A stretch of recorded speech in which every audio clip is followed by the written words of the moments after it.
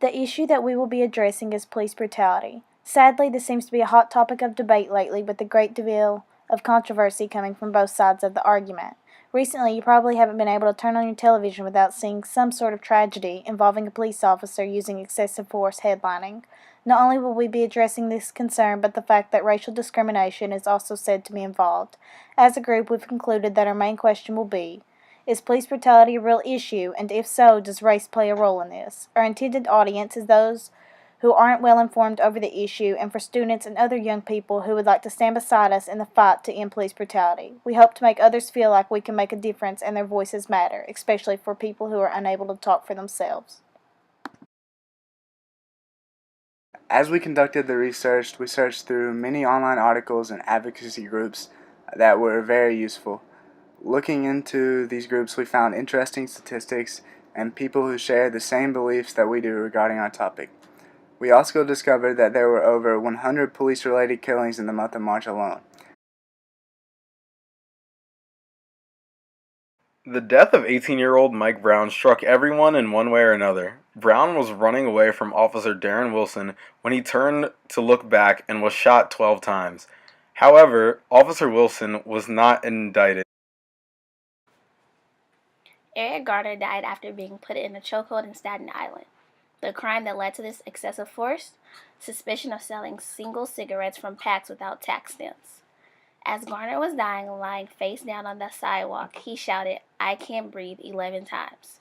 We also find it interesting that the man responsible for filming the killing was targeted and stalked by police.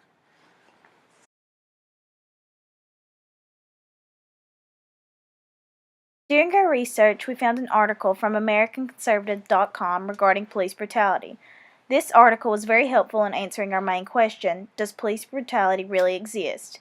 It may seem like an obvious answer to some, but it is the other side of the spectrum, the ones who are unsure, that we wish to reach with this specific information. However, some of these facts were even mind-boggling to us. The 7 reasons we found from the articles are as follows. 1. Many departments don't provide adequate training for nonviolent situations. This is particularly obvious and all too preventable, often with family pets. The article references Minnesota children who were forced to sit handcuffed next to their bleeding pet. 2. Standards for what constitutes brutality vary widely. 3. Consequences for misconduct are minimal. 4. Settlements are shifted to taxpayers. 5. Minorities are unfairly targeted. Florida's stop and frisk policy is explicitly aimed at black men. 6. Police are often militarized. Many policemen have cultivated an us versus them mentality. And finally, 7. Police themselves say misconduct is remarkably widespread. 84% of officers have seen a colleague use excessive force on civilians, and 61 admit that they don't always report it, even serious criminal violations.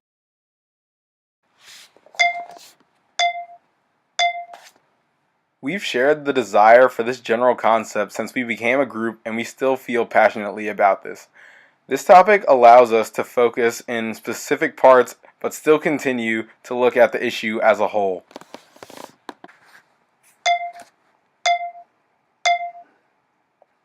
All of our research conducted through our project and this presentation are helpful to our specific question. Is police brutality a real issue? If so, does race play a role in this?